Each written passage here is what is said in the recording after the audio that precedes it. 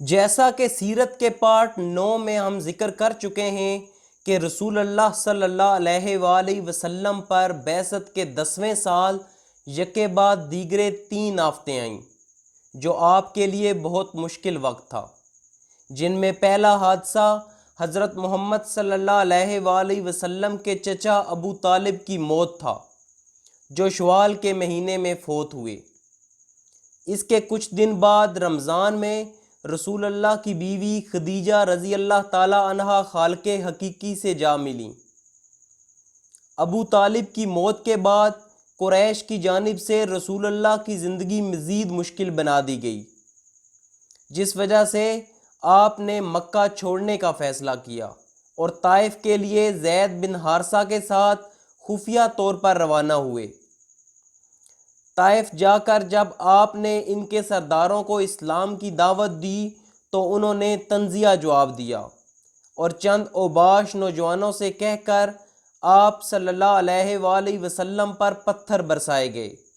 آپ لہو لہان ہوئے اور اسی دوران ایک باغ میں پناہ لی جو عتبہ ابن ربیعہ کا تھا۔ وہاں عتبہ کے غلام عداس نے اسلام قبول کر لیا، جس سے رسول اللہ ساری تکلیف بھول گئے۔ اس دوران جبرائیل علیہ السلام آپ کے پاس آئے اور اہل طائف کو سزا دینے کی اجازت مانگی، جسے رسول اللہ نے یہ کہہ کر منع کر دیا کہ اگر یہ نہیں تو ان کی نسلیں اسلام قبول کریں گی، اور طائف کے لیے دعا کی۔ آپ صلی اللہ علیہ وآلہ وسلم واقعہ ہی رحمت العالمین ہیں۔ سیرت کے 10ویں سال کو عام الحزن یعنی غم کا سال قرار دیا گیا۔ جب رسول اللہ صلی اللہ علیہ وآلہ وسلم مکہ واپس جا رہے تھے تو مکہ کے قریب وادی نخلہ میں قیام کیا۔ وہ اپنی عادت کے مطابق تہجد کے لیے کھڑے ہوئے، حالانکہ ان کے زخم تازہ تھے اور وہ لمبے سفر سے واپس آ رہے تھے۔ انہوں نے تہجد میں قرآن پڑھنا شروع کیا۔ اللہ نے قرآن میں ہمیں بتایا ہے کہ کیا ہوا تھا۔ اگر وہ ہمیں نہ بتاتے تو ہم اس معجزے سے بھی لا علم رہتے، کیونکہ انسان کی آنکھ اس کو دیکھ نہیں سکتی۔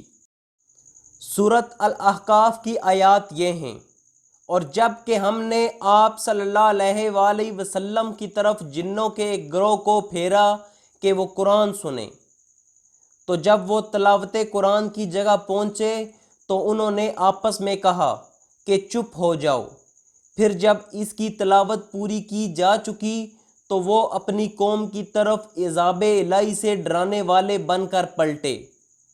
انہوں نے کہا، ہے ہماری قوم، ہم نے ایک کتاب سنی ہے جو موسیٰ علیہ السلام کے بعد نازل کی گئی ہے، اپنے سے پہلے کی تصدیق کرنے والی ہے، حق اور راہ راست کی طرف رہنمائی کرتی ہے۔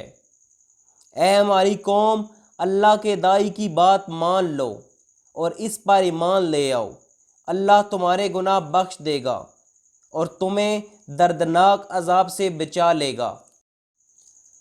ان آیات سے ظاہر ہوتا ہے کہ یہ یہودی جن تھے جو کہ موسیٰ علیہ السلام اور تورات پر یقین رکھتے تھے۔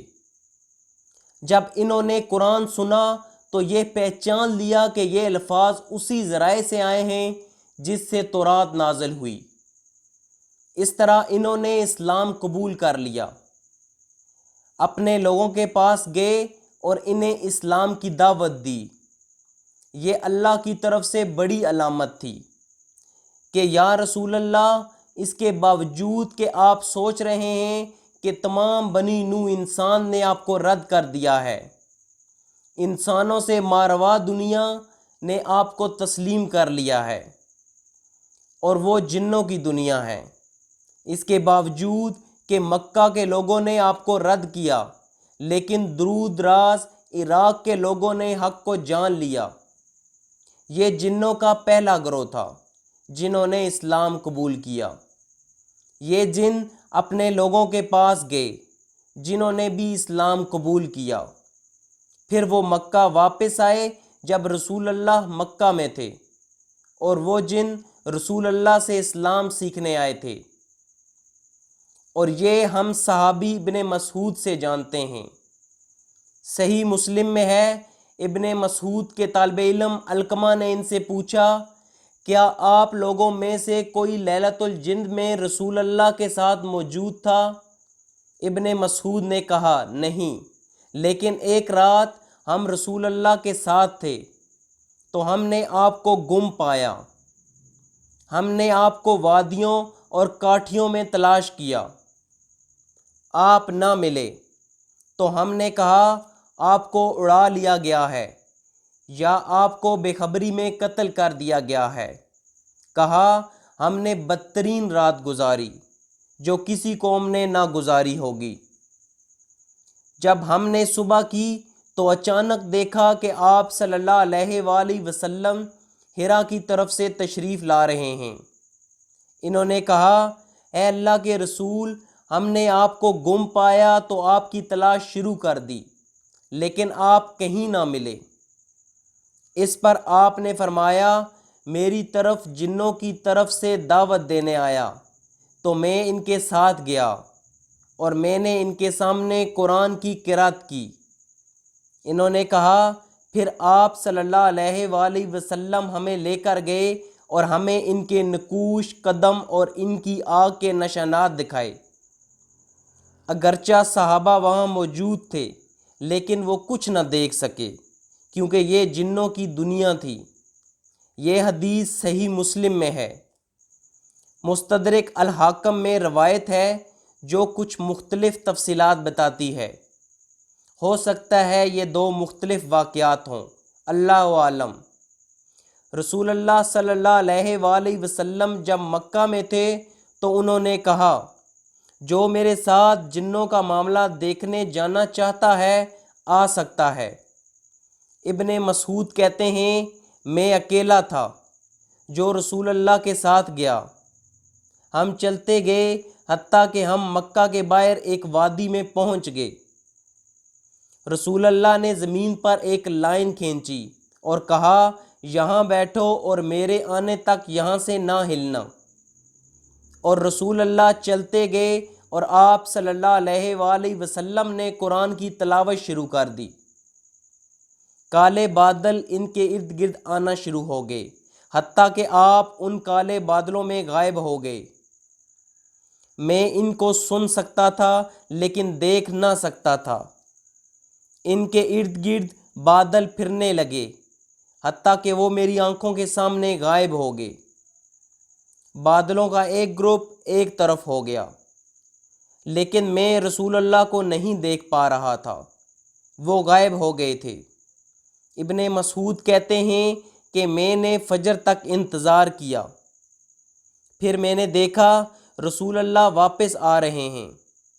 جب وہ واپس آئے انہوں نے کہا، جنوں کا دوسرا گروہ کہاں ہے؟ ابن مسعود نے بادلوں کے گروہ کی طرف اشارہ کیا کہ وہ وہاں ہیں۔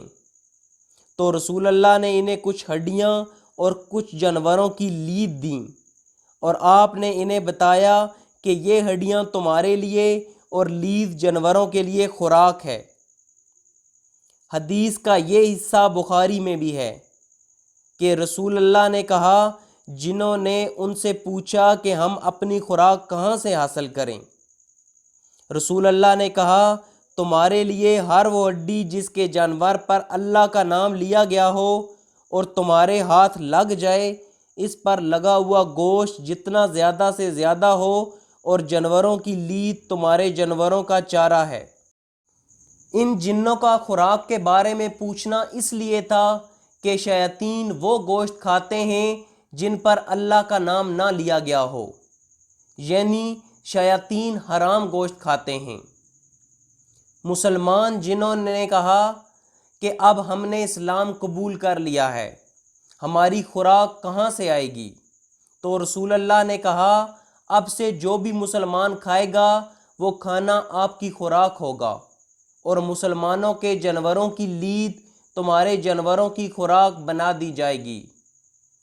اس سے یہ بھی ظاہر ہوتا ہے کہ جنوں کے بھی جانور ہوتے ہیں، لہٰذا یہاں وہ علامات جو پہلے ذکر ہو چکا ہے کہ مکہ اور طائف کے لوگوں نے رسول اللہ کو مسترد کیا، لیکن دور دراز عراق کے لوگ اور جنوں نے آپ کی دعوت پر لبیک کہا۔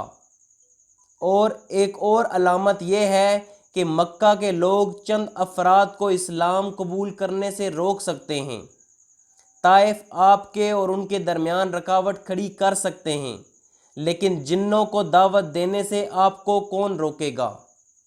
یہاں یہ علامت ہے کہ آپ کی دعوت کو لوگ روک نہ سکیں گے۔ اس نصرت اور ان بشارتوں کے سامنے غم و الم اور حزن و مایوسی کے وہ سارے بادل چھٹ گئے جو طائف سے نکلتے وقت گالیاں اور تالیاں سننے اور پتھر کھانے کی وجہ سے آپ صلی اللہ علیہ وآلہ وسلم پر چھائے تھے۔ آپ نے عزم مصمم فرما لیا کہ اب مکہ پلٹنا ہے اور نئے سرے سے دعوت اسلام اور تبلیغ رسالت کے کام میں چستی اور گرمجوشی کے ساتھ لگ جانا ہے۔ یہی موقع تھا جب حضرت زید بن حارثہ نے آپ صلی اللہ علیہ وآلہ وسلم سے عرض کی کہ آپ مکہ کیسے جائیں گے، جبکہ وہاں کے باشندوں یعنی قریش نے آپ کو نکال دیا ہے؟ اور جواب میں آپ نے فرمایا، اے زید، تم جو حالت دیکھ رہے ہو، اللہ اس سے کشادگی اور نجات کی کوئی راہ ضرور بنائے گا۔ اللہ یقیناً اپنے دین کی مدد کرے گا اور اپنے نبی کو غالب فرمائے گا۔ آخر رسول اللہ صلی اللہ علیہ وآلہ وسلم وہاں سے روانہ ہوئے اور مکے کے قریب پہنچ کر کوہ حرا کے دامن میں ٹھہر گئے۔ پھر غزا کے ایک آدمی کے ذریعے اخنس بن شریک کو یہ پیغام بھیجا کہ وہ آپ کو پناہ دے دے، مگر اخنس نے یہ کہہ کر معذرت کر لی کہ میں حلیف ہوں اور حلیف پناہ دینے کا اختیار نہیں رکھتا۔ اس کے بعد آپ صلی اللہ علیہ وآلہ وسلم نے سہیل بن عمر کے پاس یہی پیغام بھیجا، مگر اس نے بھی یہ کہہ کر معذرت کر لی کہ بنی عامر کی دوئی ہوئی پناہ بنو کہب پر لاگو نہیں ہوتی۔ اس کے بعد آپ نے مطعم بن عدی کے پاس پیغام بھیجا۔ رسول اللہ صلی اللہ علیہ وآلہ وسلم ایسے لوگوں کو پناہ دینے کے لیے پیغام بھجوا رہے تھے جن کے بارے میں وہ جانتے تھے کہ رسول اللہ کے لیے ان کے دل میں ہمدردی ہے۔ اخنس بن شریک نے آخر کار اسلام قبول کر لیا تھا۔ اس طرح سہیل ابن عمر نے بھی بعد میں اسلام قبول کر لیا تھا، لیکن مطعم ابن عدی کافر ہی مرے۔ مطعم ابن عدی کا پہلے بھی سیرت میں ذکر ہو چکا ہے، لیکن اس واقعے کے کچھ ہی عرصے بعد وہ فوت ہو گئے تھے۔ مطعم ابن عدی بنی نوفل عبد المناف قبیلے کے سردار تھے۔ یاد رہے قریش کے 15 سے 20 ذیلی قبیلے تھے جن میں بنو ہاشم ایک تھا۔ جب رسول اللہ صلی اللہ علیہ وآلہ وسلم نے مطعم ابن عدی کو پیغام بھیجا تو مطعم نے کہا ہاں، اور پھر ہتھیار پہن کر اپنے 4 بیٹوں اور قوم کے لوگوں کو بلایا اور کہا، تم لوگ ہتھیار باندھ کر خانہ کعبہ کے گوشوں پر جمع ہو جاؤ، کیونکہ میں نے محمد کو پناہ دے دی ہے۔ اس کے بعد مطعم ابن عدی نے رسول اللہ صلی اللہ علیہ وآلہ وسلم کے پاس پیغام بھیجا کہ مکے کے اندر آ جائیں۔ آپ پیغام پانے کے بعد حضرت زید بن حارثہ کے ہمراہ مکہ تشریف لائے اور مسجد حرام میں داخل ہو گئے۔ اس کے بعد مطعم ابن عدی نے اپنی سواری پر کھڑے ہو کر اعلان کیا کہ قریش کے لوگوں، میں نے محمد کو پناہ دے دی ہے، اب اسے کوئی نہ چھیڑے۔ ادھر رسول اللہ صلی اللہ علیہ وآلہ وسلم سیدھے حجر اسود کے پاس پہنچے، اسے چوما، پھر 2 رکعت نماز پڑھی اور اپنے گھر کو پلٹ آئے۔ اس دوران مطعم بن عدی اور ان کے لڑکوں نے ہتھیار بند ہو کر آپ کے ارد گرد حلقہ باندھے رکھا تاکہ آپ اپنے مکان کے اندر تشریف لے گئے۔ کہا جاتا ہے کہ اس موقع پر ابو سفیان نے مطعم سے پوچھا تھا کہ تم نے پناہ دی ہے یا پیروکار مسلمان بن گئے ہو، اور مطعم نے جواب دیا تھا کہ پناہ دی ہے۔ اس جواب کو سن کر ابو سفیان نے کہا تھا کہ جسے تم نے پناہ دی اسے ہم نے بھی پناہ دی۔ اس طرح رسول اللہ صلی اللہ علیہ وآلہ وسلم تقریباً 1.5 سال مطعم ابن عدی کی پناہ میں رہے۔ رسول اللہ جانتے تھے کہ یہ بہت مشکل صورتحال ہے۔ یہ بنی ہاشم کی پناہ نہیں بلکہ ان کے دور کے رشتہ دار کی پناہ ہے۔ مطعم ابن عدی کی پناہ میں رہتے ہوئے آپ اور راستے تلاش کرتے رہے، حتیٰ کہ آخر کار اللہ نے آپ کے لیے مدینہ کا دروازہ کھولا، جس کا ذکر ہم سیرت میں آگے جا کر کریں گے۔ ہجرت کے 1 یا 2 مہینے بعد مطعم وفات پا گئے۔ رسول اللہ نے مطعم بن عدی کے اس حسن سلوک کو کبھی فراموش نہ فرمایا۔ چنانچہ بدر میں جب کفار مکہ کی ایک بڑی تعداد قید ہو کر آئی اور بعض قیدیوں کی رہائی کے لیے حضرت جبیر بن مطعم آپ کی خدمت میں حاضر ہوئے تو آپ صلی اللہ علیہ وآلہ وسلم نے فرمایا، اگر مطعم بن عدی زندہ ہوتا پھر مجھ سے ان بدبودار لوگوں کے بارے میں گفتگو کرتا تو میں اس کی خاطر ان سب کو چھوڑ دیتا۔ اللہ نے وعدہ کیا ہے کہ مشکل کے ساتھ آسانی ہے، اور جو صبر کریں گے انہیں صبر کا پھل ضرور ملے گا۔ رسول اللہ صلی اللہ علیہ وآلہ وسلم کی زندگی میں ابو طالب اور خدیجہ کی موت کے ساتھ طائف کا واقعہ زندگی کا بہت مشکل دور تھا۔ اس کے بعد یہ قدرتی تھا کہ آپ کو اس کا انعام دیا جائے۔ آپ کو ذاتی طور پر زندگی کا سب سے بڑا معجزہ عطا کیا گیا۔ یہ الاسراء اور معراج کا واقعہ ہے۔ اس واقعے کا ذکر اللہ نے 2 مرتبہ قرآن میں کیا ہے۔ ایک دفعہ اسراء کا ذکر کیا گیا جبکہ دوسری آیت میں معراج کا ذکر کیا گیا۔ لفظ اسراء کا مطلب ہے رات کو سفر کرنا۔ سیرت کی اصطلاح میں الاسراء کا مطلب ہے رسول اللہ کا رات میں مکہ سے بیت المقدس کا سفر۔ المعراج سیرت کی اصطلاح میں بیت المقدس سے آسمانوں تک کے سفر کو کہتے ہیں۔ اسراء کے بارے میں اللہ قرآن میں کہتے ہیں، پاک ہے وہ جو لے گیا ایک رات اپنے بندے کو مسجد حرام سے دور کی اس مسجد تک جس کے ماحول کو اس نے برکت دی ہے، تاکہ اسے اپنی کچھ نشانیوں کا مشاہدہ کرائے۔ اسراء کا تمام سفر رسول اللہ کے لیے تھا، جیسا کہ اللہ کہہ رہے ہیں، تاکہ اسے یعنی آپ صلی اللہ علیہ وآلہ وسلم کو اپنی نشانیوں کا مشاہدہ کرائے۔ معراج کے بارے میں اللہ قرآن میں فرماتے ہیں، نظر نے جو کچھ دیکھا دل نے اس میں جھوٹ نہ ملایا۔ اب کیا تم اس چیز پر اس سے جھگڑتے ہو جسے وہ آنکھوں سے دیکھتا ہے؟ اور ایک مرتبہ پھر اس نے سدرۃ المنتہا کے پاس اس کو دیکھا، جہاں پاس ہی جنت الماوا ہے۔ اس وقت بیری کے درخت پر چھا رہا تھا جو کچھ چھا رہا تھا، نگاہ نہ چندیائی اور نہ حد سے متجاوز ہوئی، اور اس نے اپنے رب کی بڑی بڑی نشانیاں دیکھیں۔ اس لیے الاسراء اور معراج کا تمام سفر رسول اللہ کے لیے ذاتی طور پر تحفہ تھا۔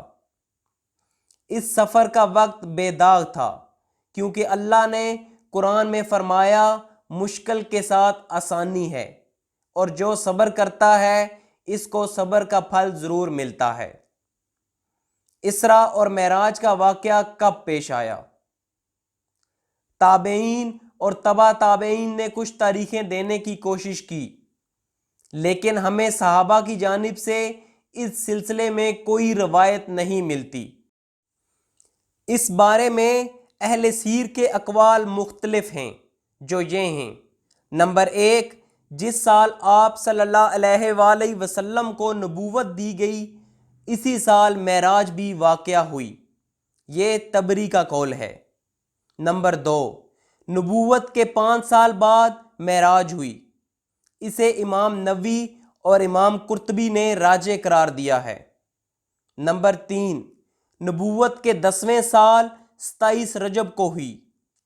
اسے علامہ منصور پوری نے اختیار کیا ہے۔ نمبر 4، ہجرت سے 16 مہینے پہلے یعنی نبوت کے 12ویں سال ماہ رمضان میں ہوئی۔ نمبر 5، ہجرت سے 1 سال 2 ماہ پہلے یعنی نبوت کے 13ویں سال محرم میں ہوئی۔ نمبر 6، ہجرت سے 1 سال پہلے یعنی نبوت کے 13ویں سال ماہ ربیع الاول میں ہوئی۔ ان میں سے پہلے 3 اقوال اس لیے صحیح نہیں مانے جا سکتے کہ حضرت خدیجہ رضی اللہ تعالی عنہا کی وفات نماز پنجگانہ فرض ہونے سے پہلے ہوئی تھی، اور اس پر سب کا اتفاق ہے کہ نماز پنجگانہ کی فرضیت معراج کی رات ہوئی۔ اس کا مطلب یہ ہے کہ حضرت خدیجہ رضی اللہ تعالی عنہا کی وفات معراج سے پہلے ہوئی تھی، اور معلوم ہے کہ حضرت خدیجہ کی وفات نبوت کے 10ویں سال ماہ رمضان میں ہوئی تھی، لہٰذا معراج کا زمانہ اس کے بعد کا ہوگا، اس سے پہلے کا نہیں۔ باقی رہے اخیر کے 3 اقوال، تو ان میں سے کسی کو کسی پر ترجیح دینے کے لیے کوئی دلیل نہ مل سکی۔ البتہ سورۃ اسراء کے سیاق سے اندازہ ہوتا ہے کہ یہ واقعہ مکی زندگی کے بالکل آخری دور کا ہے۔ یہ مکی زندگی کا آخری 1 سال یا 1.5 سال کے درمیان کا واقعہ ہے۔ اسراء اور معراج کا واقعہ کہاں سے شروع ہوا؟ یہاں ہمیں پہلا اختلاف رائے دیکھنے کو ملا۔ بخاری میں حدیث ہے کہ رسول اللہ صلی اللہ علیہ وآلہ وسلم نے کہا، میں الحتیم میں سو رہا تھا۔ حتیم کعبہ کے باہر وہ جگہ ہے جو ابراہیم علیہ السلام کے وقت کعبہ کا حصہ تھی، لیکن جب قریش نے کعبہ کی دوبارہ تعمیر کی تو ان کے پاس پورا کعبہ تعمیر کرنے کے لیے رقم نہ تھی، اس لیے انہوں نے کہا کہ کعبہ کا کچھ حصہ تعمیر کرتے ہیں، جب ہمارے پاس مزید رقم آ جائے گی تو باقی ماندہ بھی تعمیر کر دیا جائے گا۔ تو انہوں نے مستطیل شکل کا کعبہ بنانے کے بجائے مربع شکل کا بنایا۔ اس وقت سے کعبہ مربع کی شکل کا ہے، اور اللہ کی حکمت سے حتیم سب کے لیے کھلا رہا، کیونکہ حتیم میں عبادت کرنے کا مطلب ہے کہ کعبہ کے اندر عبادت کرنا۔ رسول اللہ نے کہا، جب میں حتیم میں لیٹا ہوا تھا تو جبرائیل میرے پاس آئے۔ یہ سب سے مستند روایت ہے۔ ایک اور روایت میں ہے کہ جب میں اپنے گھر میں تھا تو چھت کھلی اور جبرائیل علیہ السلام میرے پاس آئے۔ ابن حجر کہتے ہیں کہ یہ ظاہر کرتا ہے کہ آپ صلی اللہ علیہ وآلہ وسلم گھر میں تھے تو جبرائیل ان کو حتیم لے کر گئے تاکہ وہاں 2 رکعت ادا کی جائیں، پھر وہاں سے جبرائیل کسی اور جگہ لے کر گئے۔ رسول اللہ کہتے ہیں کہ حتیم میں جبرائیل نے میرا سینہ کھولا، وہ ایک سونے کا پیالہ لائے جو زمزم سے بھرا ہوا تھا۔ جبرائیل نے میرا دل نکالنا اور اسے زمزم سے دھویا اور واپس رکھ دیا۔ رسول اللہ کا دل سیرت میں 2 دفعہ نکالا گیا۔ ایک دفعہ جب آپ صلی اللہ علیہ وآلہ وسلم 4 سے 5 سال کے تھے۔ یہ واقعہ ہم سیرت میں بیان کر چکے ہیں۔ علماء کے نزدیک اس دفعہ دل کو دھونے کا مقصد یہ تھا کہ آپ کے دل کو مضبوط کیا جائے تاکہ وہ اللہ کی نشانیوں کو دیکھ سکیں۔ ابن حزم کہتے ہیں کہ اگر کوئی شخص ذرا بھی وہ دیکھ لیتا جو رسول اللہ نے دیکھا ہے تو وہ پاگل ہو جاتا۔ اللہ کہتے ہیں، آنکھوں نے اس میں سب کچھ مضبوطی سے لے لیا، اسی لیے دل کو آب زمزم سے دھویا گیا تاکہ آپ صلی اللہ علیہ وآلہ وسلم میں اللہ کی نشانیاں دیکھنے کی سکت آ سکے۔ رسول اللہ پھر کہتے ہیں اس کے بعد جبرائیل میرے پاس براق لے کر آئے۔ براق ایک جانور ہے، یہ خچر سے چھوٹا اور گدھے سے بڑا تھا۔ اس کا رنگ خالص سفید تھا۔ اس کا ہر قدم اس کے منتہائے نظر پر پڑتا تھا۔ اس حدیث سے ظاہر ہوتا ہے کہ براق ایک جسمانی مخلوق تھی اور یہ گھوڑے سے تیز بھاگ سکتی تھی۔ ایک اور روایت جو ترمذی میں ہے، رسول اللہ کہتے ہیں براق پر کاٹھی تھی اور اس کے منہ پر مورک تھی۔ اس طرح جبرائیل نے براق کی مورک پکڑی اور رسول اللہ اس پر سوار ہوئے۔ جب جانور پر کوئی اجنبی سوار ہوتا ہے تو وہ ہلکی سی ہل جل کرتا ہے۔ براق نے بھی ایسے ہی کیا تو جبرائیل علیہ السلام نے مورک کو جھٹکا دیا اور کہا، افسوس ہے تم پر، یعنی انہوں نے براق کو ڈانٹا اور کہا، تمہاری ہمت کیسے ہوئی؟ واللہ اللہ کی نظر میں کوئی بھی اتنا مبارک نہیں جتنا تم پر اس وقت سوار ہونے والا شخص مبارک ہے۔ رسول اللہ کہتے ہیں میں اس پر سوار ہوا اور یہ مجھے لے کر بیت المقدس پہنچ گیا۔ یہاں یہ بات بتانی ضروری ہے کہ اس وقت بیت المقدس کی جگہ کوئی ڈھانچہ، مسجد یا چرچ نہ تھا، کیونکہ عیسائی یہودیوں کو ایک بات ذہن نشین کرانا چاہتے تھے کہ انہیں یہودیوں کے ورثے کا کوئی احترام نہیں ہے۔ اس وقت روم عیسائی سلطنت تھی اور بیت المقدس ان کے قبضے میں تھا۔ رومی بادشاہ نے فرمان جاری کیا کہ مقدس مندر کے اس مقدس مقام کو کوڑے دان میں تبدیل کر دیا جائے۔ اس سے ظاہر ہوتا ہے کہ وہاں کوئی ایسا ڈھانچہ تھا جس کو انسان نہ دیکھ سکتے تھے۔ رسول اللہ کہتے ہیں کہ میں بیت المقدس آیا اور میں نے براق مسجد کے دروازے سے باندھ دی، جہاں اور اللہ کے رسول بھی جانور باندھتے تھے۔ میں اندر گیا اور 2 رکعت ادا کی۔ یہاں ایک روایت کے مطابق جب رسول اللہ صلی اللہ علیہ وآلہ وسلم 2 رکعت ادا کر کے پیچھے مڑے تو انہوں نے دیکھا کہ تمام انبیاء ان کے پیچھے صف میں کھڑے ہیں۔ اس روایت سے ایسا لگتا ہے کہ آپ صلی اللہ علیہ وآلہ وسلم نہیں جانتے تھے کہ انبیاء ان کے پیچھے ہیں۔ ایک اور روایت کے مطابق رسول اللہ نے کہا، میں نے اپنے آپ کو اور انبیاء کے ساتھ پایا۔ موسیٰ علیہ السلام نماز پڑھ رہے تھے۔ وہ لمبے اور مضبوط پٹھوں والے آدمی تھے۔ ان کا رنگ سانولا تھا، جیسے قبیلہ شنوہ کا شخص ہو۔ آپ صلی اللہ علیہ وآلہ وسلم نے عیسیٰ ابن مریم کو دیکھا جو کھڑے نماز پڑھ رہے تھے۔ جو ان کی شکل کے قریب ترین ہیں وہ عروہ ابن مسعود الثقفی ہیں۔ ایک اور روایت میں رسول اللہ کہتے ہیں کہ ان کی رنگت سفید تھی اور ان کے بال پانی سے چمکے ہوئے تھے، جیسے وہ باپ کا غسل لے کر آئے ہیں، اور وہ موسیٰ علیہ السلام کے مقابلے میں قد میں چھوٹے تھے۔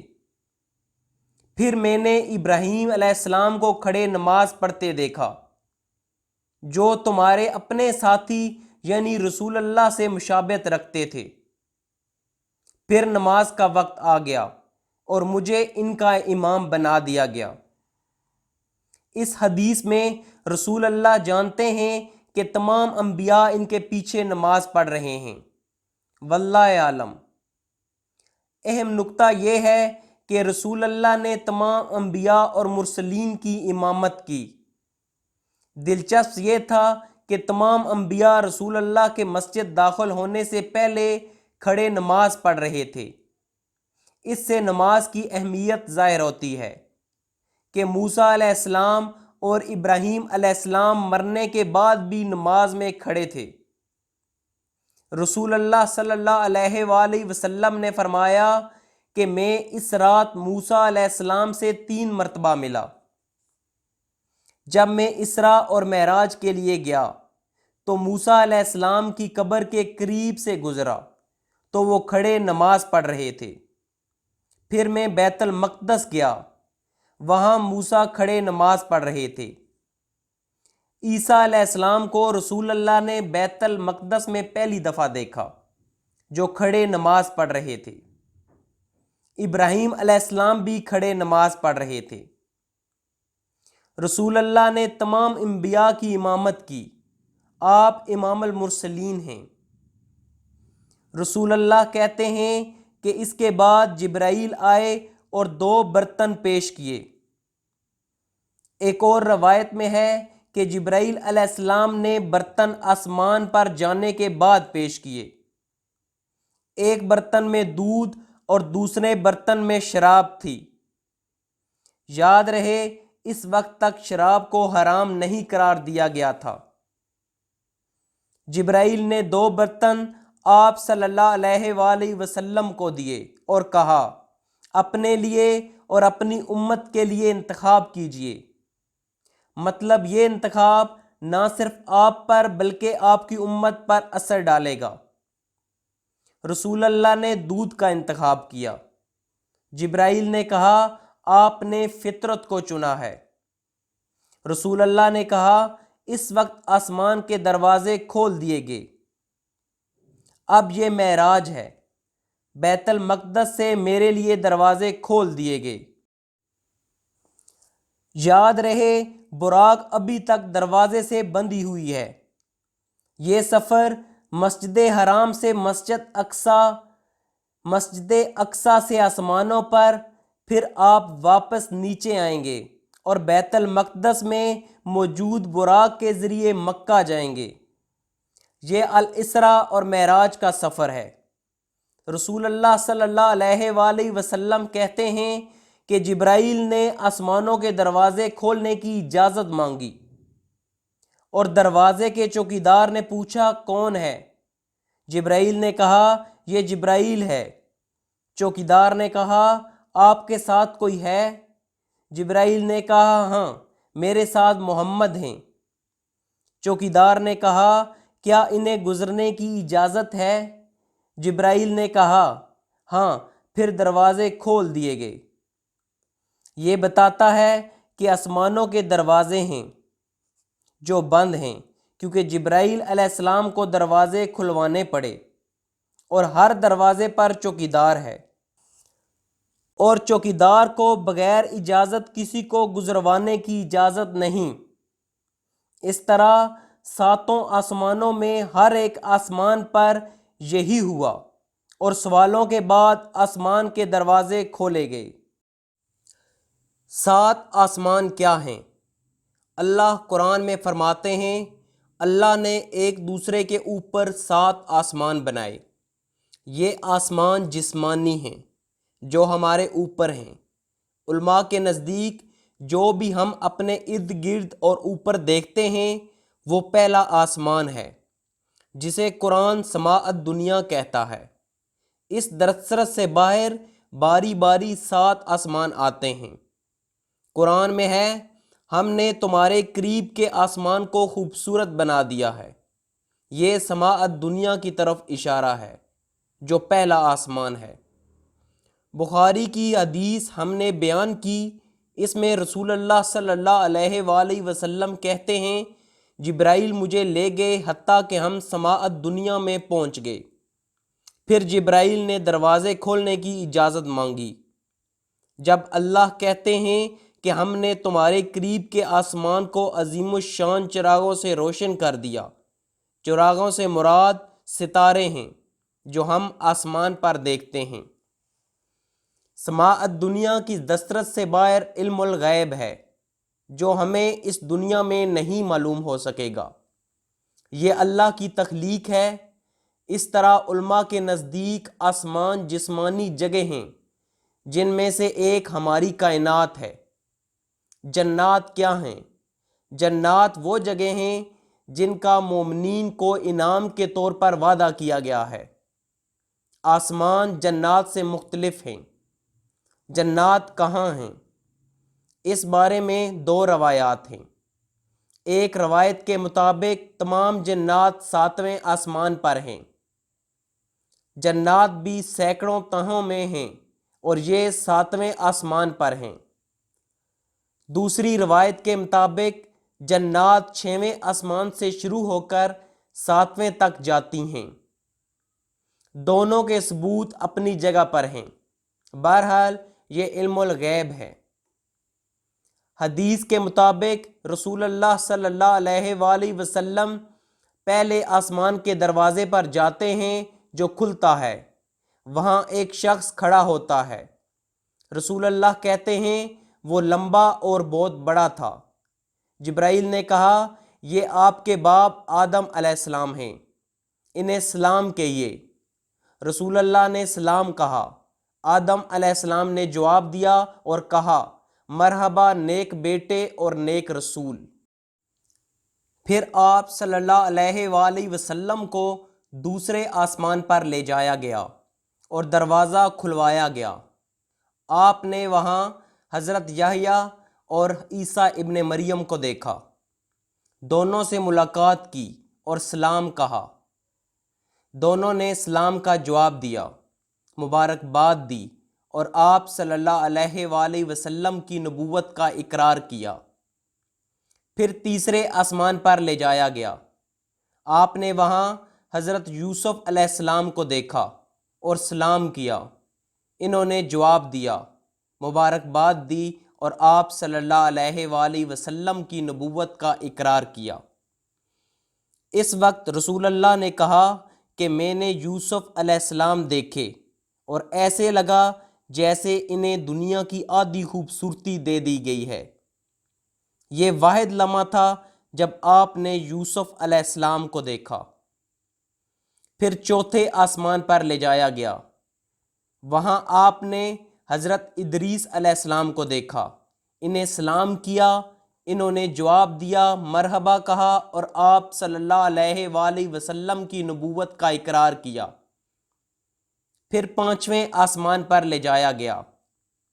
وہاں آپ نے حضرت ہارون علیہ السلام کو دیکھا، انہیں سلام کیا، انہوں نے جواب دیا، مبارکباد دی اور اقرار نبوت کیا۔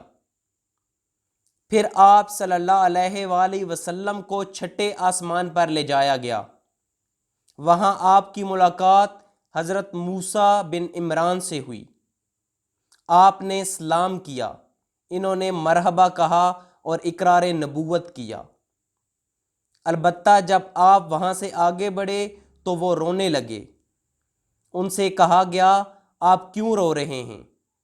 انہوں نے کہا میں اس لیے رو رہا ہوں کہ ایک نوجوان جو میرے بعد مبعوث کیا گیا، اس کی امت کے لوگ میری امت کے لوگوں سے بہت زیادہ تعداد میں جنت کے اندر داخل ہوں گے۔ اس روایت میں موسیٰ علیہ السلام نے رسول اللہ کو نوجوان کہا۔ اس وقت محمد صلی اللہ علیہ وآلہ وسلم کی عمر 51 سے 52 سال تھی۔ نوجوان کہنے کی وجہ یہ تھی کہ موسیٰ علیہ السلام اپنی موت کے وقت 31 سال کے قریب تھے، اس لحاظ سے ان کے نزدیک 52 سال کی شخص کو نوجوان کہنا درست تھا۔ قیامت کے دن موسیٰ علیہ السلام کی امت محمد صلی اللہ علیہ وآلہ وسلم کی امت کے بعد سب سے بڑی ہوگی۔ اس کے بعد آپ صلی اللہ علیہ وآلہ وسلم کو 7ویں آسمان پر لے جایا گیا۔ وہاں آپ کی ملاقات حضرت ابراہیم علیہ السلام سے ہوئی۔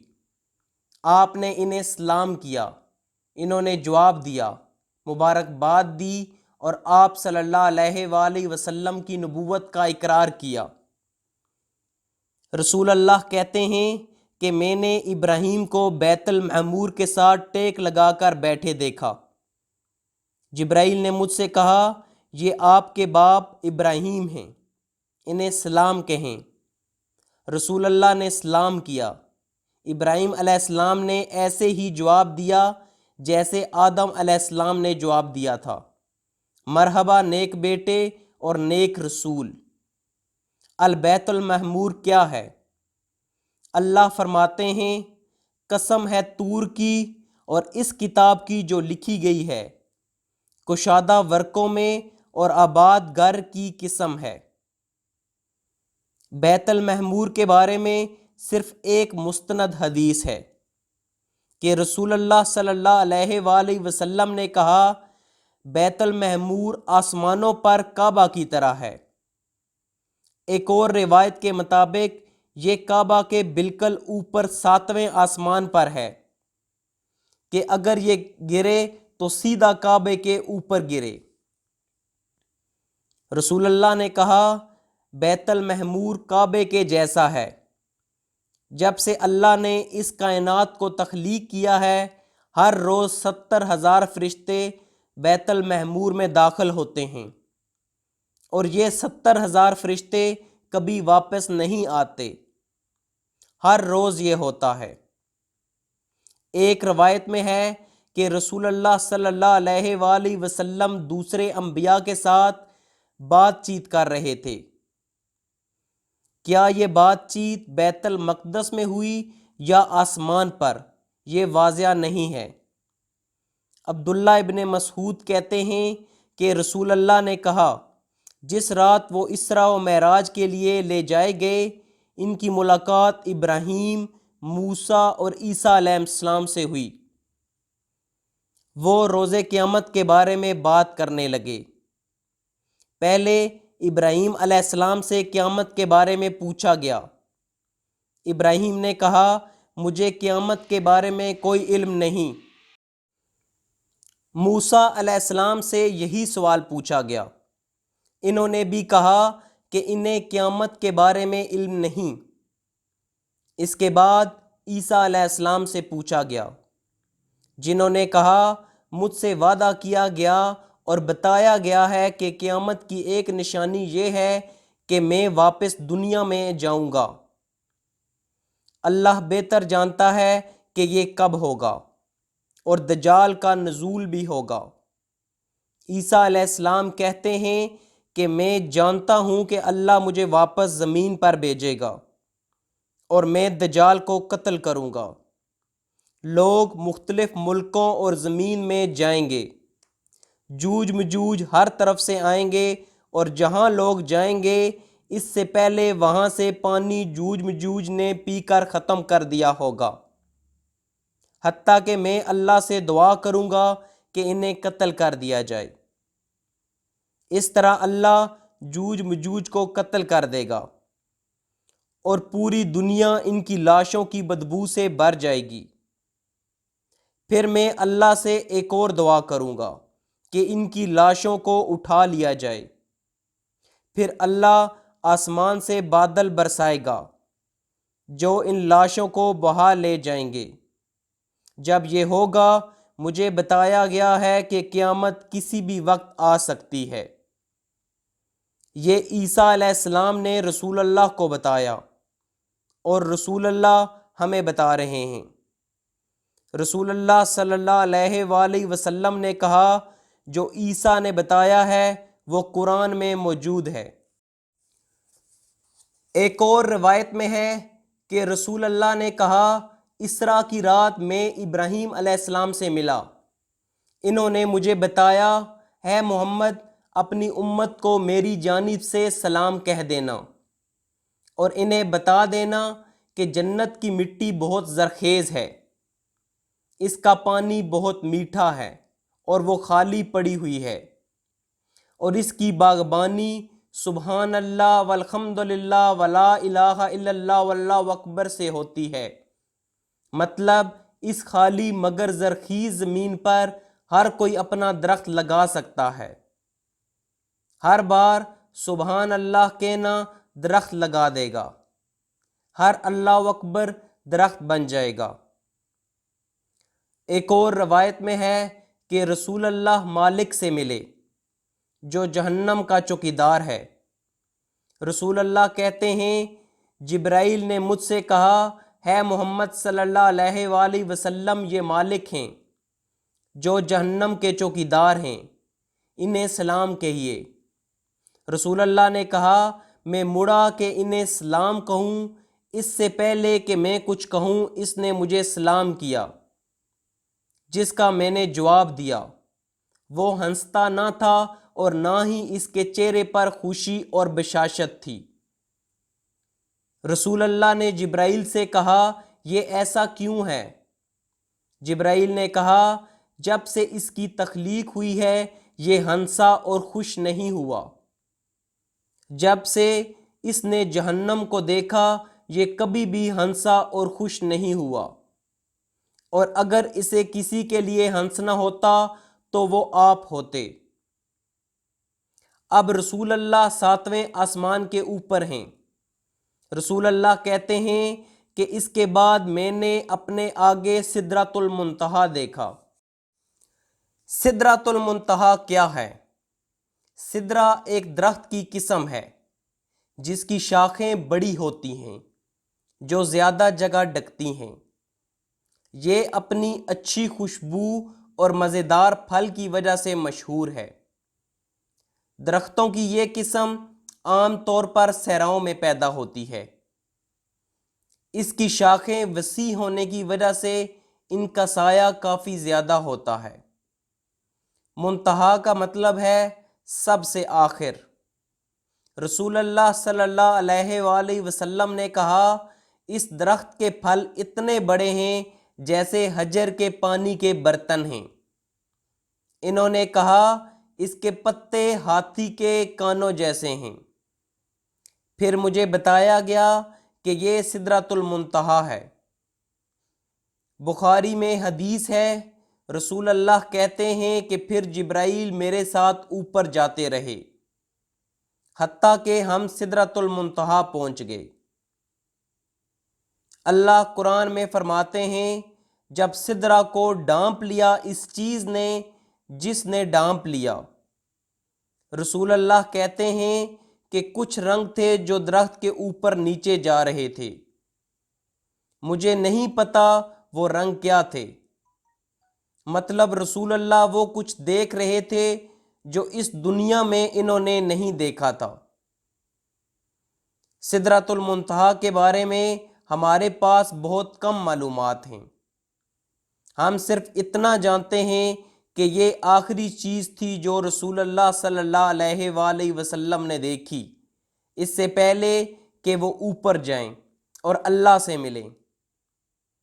علماء کے نزدیک ہر چیز جو زمین سے اٹھتی ہے وہ سدرۃ المنتہا پر جا کر رک جاتی ہے، جیسے روح، عبادتیں اور دعائیں ہیں۔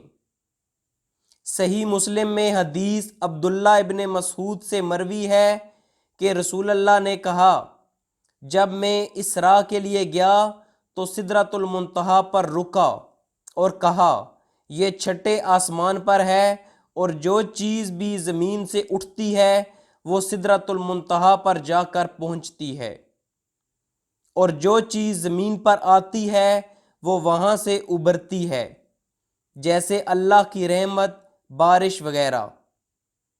پھر رسول اللہ کہتے ہیں کہ جب سدرہ پر پہنچے تو اس کو سونے کے بنے ہوئے پروں نے ڈھانپ رکھا تھا، اور بھی چیزیں تھیں جو درخت کے ارد گرد تھیں۔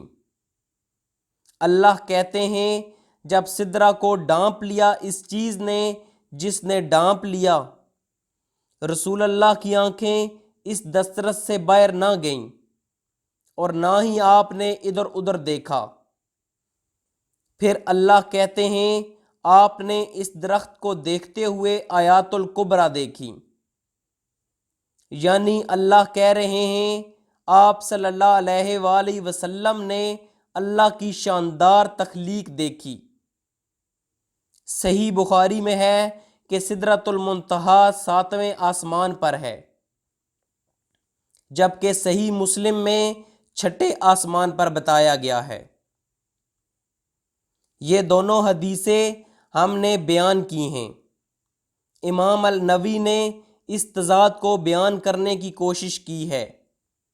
کہتے ہیں درخت کا تنا چھٹے آسمان سے شروع ہوتا ہے لیکن اس کی شاخیں 7ویں آسمان کے آخر میں جا کر ختم ہوتی ہیں، کیونکہ یہ تخلیق کا اینڈ ہے۔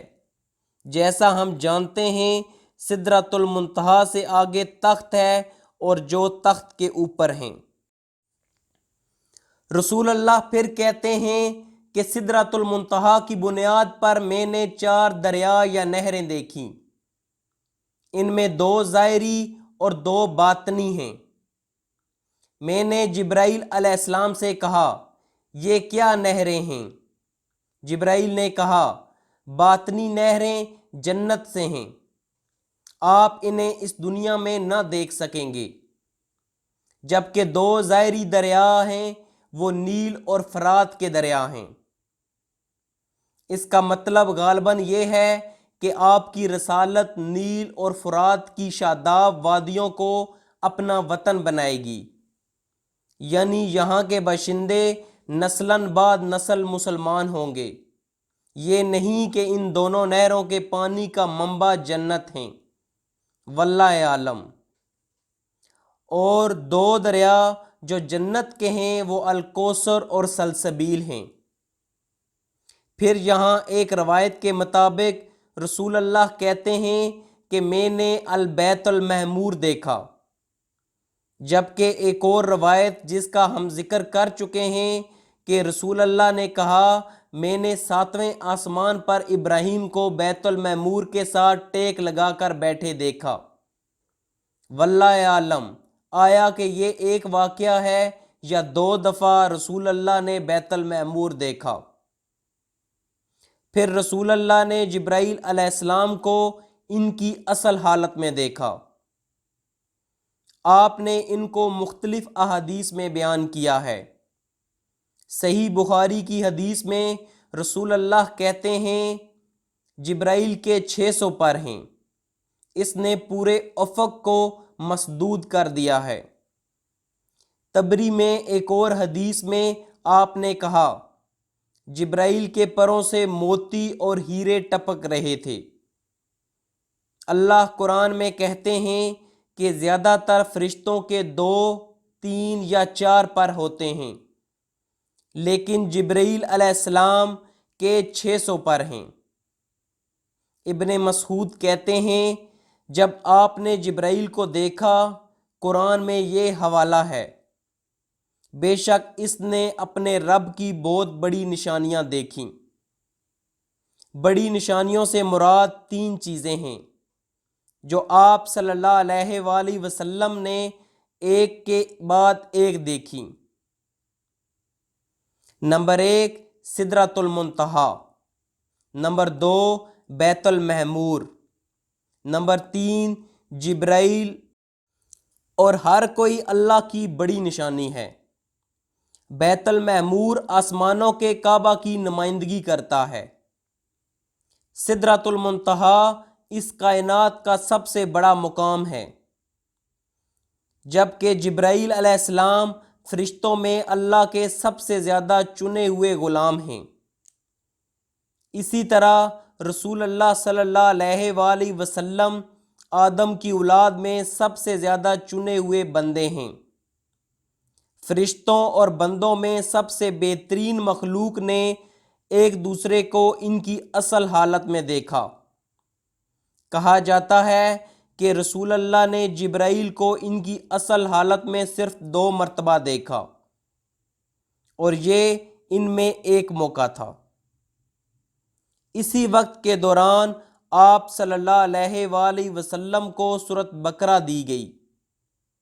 صحیح مسلم میں حدیث ہے، عبداللہ ابن مسعود کہتے ہیں کہ جب رسول اللہ اسراء اور معراج کے سفر پر گئے، وہ سدرۃ المنتہا پر رکے، یہ 6واں آسمان تھا۔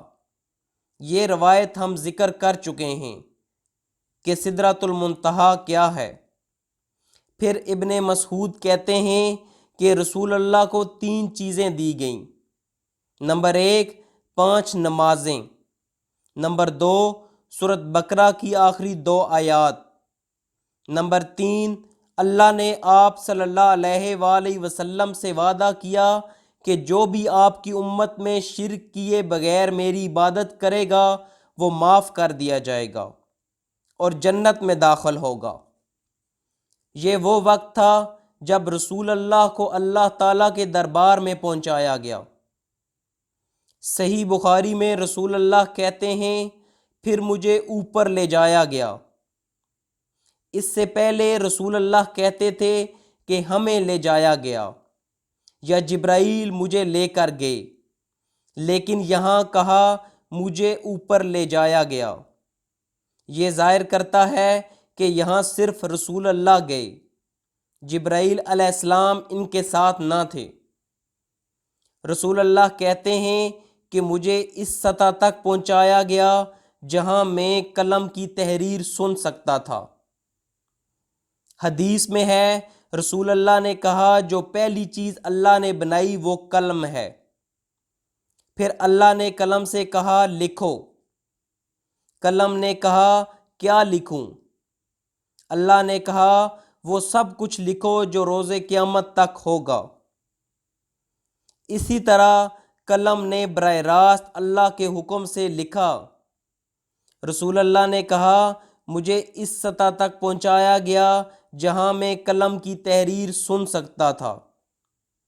واللہ عالم، اس سے ہم قیاس کر سکتے ہیں کہ رسول اللہ سدرۃ المنتہا سے آگے اکیلے لے جائے گئے۔